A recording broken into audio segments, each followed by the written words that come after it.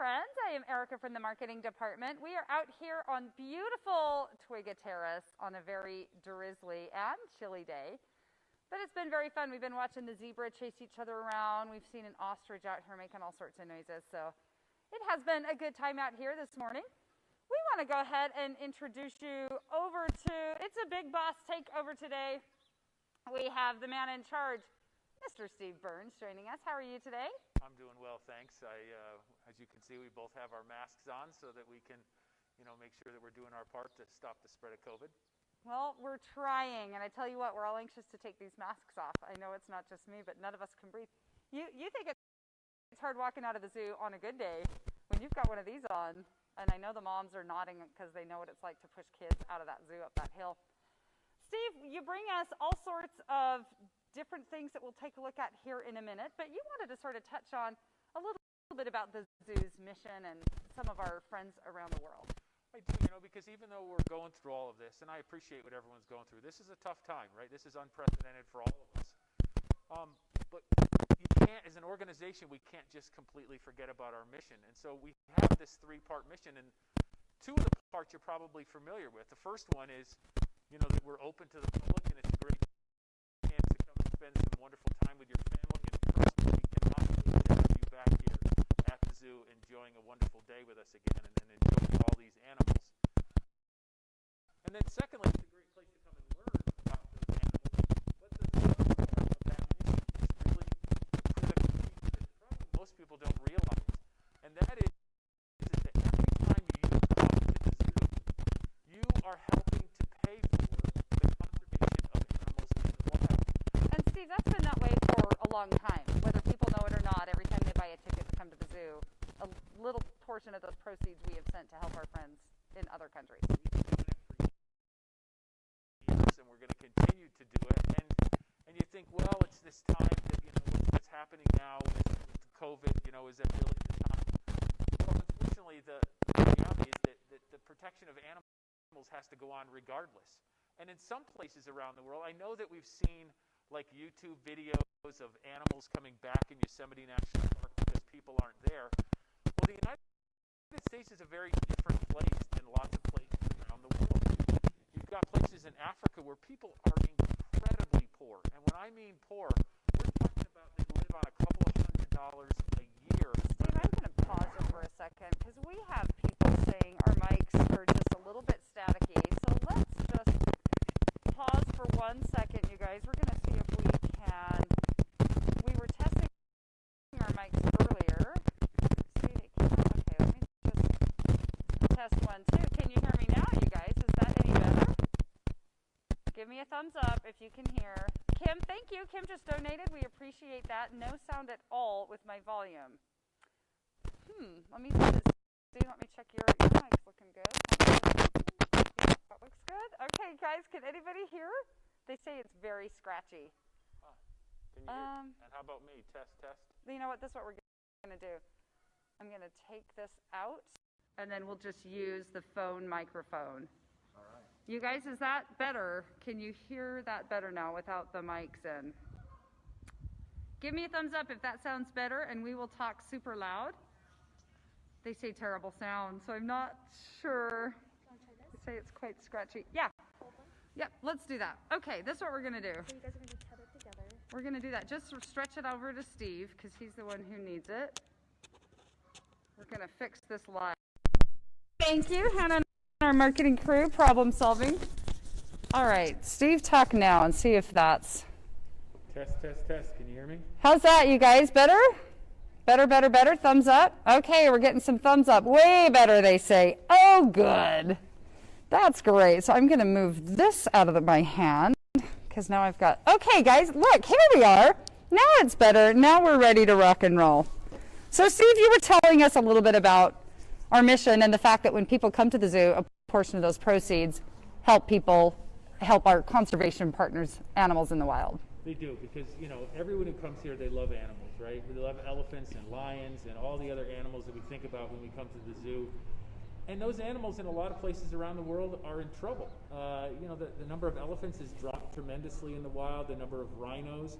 And unfortunately, during this time of COVID, a lot of the really poor people who live in places where these animals live, they're desperate to feed their families. They're desperate to try to just keep themselves and their kids fed at night. And so when they don't have any other choices, they turn to the poaching of animals. And so we work with partner organizations to help make sure that the animals are safe. But in addition, we can help provide livelihoods for the people who live around those parks so that they don't have to go and start poaching animals in order to feed their kids at night. And so two partners that we have are in the country of Mozambique. And I'm going to hold this up. If you're not familiar where Mozambique is, obviously that's Africa there.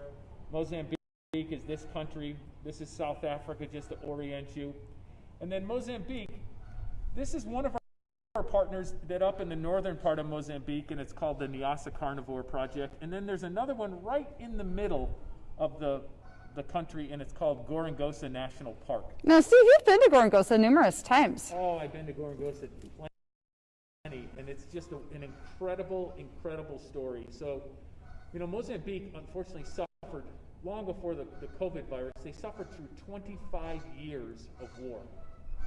And during that time, there were over 1 million people killed, and Gorongosa National Park was destroyed.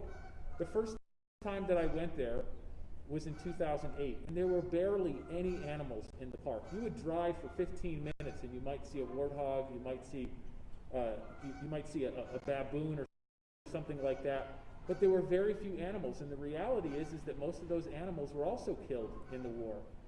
And so I've been involved, and now the Hogle Zoo is involved in helping to bring back Gorongosa National Park. And when you go there now, there are thousands and tens of thousands of animals. And what it says to me is that if we can help nature, and if you give nature some time and some space, it will heal.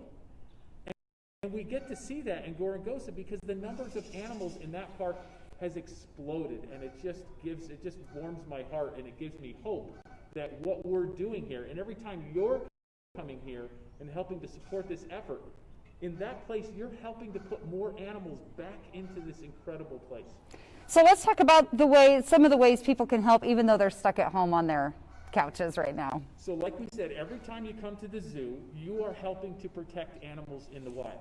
And we know that unfortunately you can't come to the zoo right now, so we still want to give you that chance. And so one of the strategies that our partners use is they help to give people alternative livelihoods so they don't have to turn to the catching of animals. And so in Nyasa, they turn people into artists, and they create things like this that you can buy if you go to the Hogle Zoo store, and you can help support those people. In Gorongosa, they are working with the local people to improve the agricultural programs that are happening there. And one of the coolest things is that there's Mount Gorongosa, which is right next to the national park, and they can grow coffee in certain regions on the mountain. It helps to protect the rainforest, which is up on top of the mountain, but then at lower elevations they can grow coffee. And so this coffee we've got for sale, you can go to the Hogle Zoo website and you can buy that coffee. It'll bring you to the link. If you go to hoglezoo.org, right at the top you'll see a way that you can support our partners. And that's going to be both through the Gorongosa Coffee and also the Nyasa Carnivore Project. And like you said, by teaching the residents there how to make an income outside of poaching animals, they're able to feed their families. Yeah. The animals stay safe, and you get a nice figurine to make you feel good. Cool stuff, and delicious coffee. And as you can see, there's elephant programs that it helps support. It helps to support the rainforest there. One of the coolest things that I think is that it helps to support the girls. One of the most critical things that we can do in the world is to make sure that girls get to go to school. Anytime, anywhere it happens in the world that girls get to go to school, things dramatically improve for that girl, for their family, for their villages. And so the park works with all the local communities, and they have girls clubs, and they keep the girls in school. They keep them learning so that they have more choices and more alternatives in their lives. And so, Girls Run the World Coffee is one of the ways that it helps to do that. And so it's great coffee. Everyone who tastes it loves it, and so we hope you do as well. It's perfect on a drizzly day like today too, right? I think so. So all of these items are at the website, hoglezoo.org. Now, do you have any other, you've been to Africa, we're looking out here on the African savannah, we're trying to help our friends on the other side of the world. Do you have one amazing African animal story you can share? Oh, geez, there's tons of most people, you're not going to get to Africa, right? I mean, most people have never been there. And people do ask us, why are you concerned with helping people in Africa? Well, obviously we're concerned about everybody in the world, but if you want to help protect the animals that you love, things like lions and rhinos and tigers, and then you have to protect them in the places that they live. And obviously elephants don't exist here in the wild in Utah, and so you've got to work in places in Africa and Asia and all those other places. But how cool that the zoo isn't just a good time. The fact that we are a good time to spend with your family is awesome, but the fact that every time you visit, your visit is serving a higher purpose, and that is that you're helping to protect the animals that you and your kids and your grandkids love so much. And so that's a really important part of the Hogle Zoo mission that we hope people realize, that we hope that everyone gets to be familiar with, and we still want to give you a chance to help, even though we're closed right now. And again, I can't tell you how excited we are to have you back. Anything else you want to add? We want to thank everybody. If you want to help the zoo, obviously we're in a tricky time for us because we're closed. We don't have all that revenue coming in from people who would normally visit, but yet we're still here taking care of the animals every day, and so the expenses are still there. So if you'd also like to help donate to help keep Hogle Zoo going, we sure would appreciate that as well. All of our members, all of our supporters have been great over the years, and we hope that you'll continue to do that. And I hope that you and your family are safe during this period of time. And we're going to get through it together. And when we do, it's just going to be that much better to see everybody's smiling face walk around the Hogle Zoo. Awesome. All right, Steve. Yeah, I have our mask on. I'm going to steal that microphone from you, if you don't mind, because I'm going to clip it to me. And I just want to remind you guys, you can head to hoglezoo.org. Hoglezoo.org, that's where you can go to get all the information on the Gorongosa Coffee Project, Nyassa Carnivore Project, and the ways that Hogle Zoo is reaching out and helping people around the world. Also, we have amazing things there. Our artistic director, Jameson Weston, he's done some beautiful original sketches of some of our animals. The thing I love about them is they're not just drawings of animals, they're drawings of our animals. So if you're madly in love and you have a favorite animal up here,